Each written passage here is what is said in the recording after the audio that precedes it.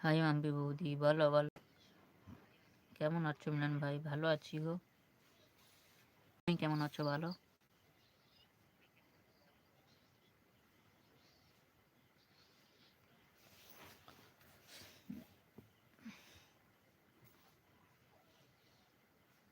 আমি ভালো আছি।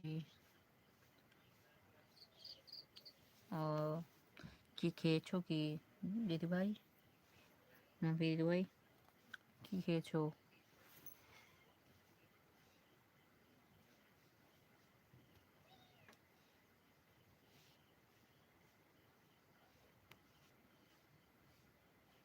কিছুই খাইনি।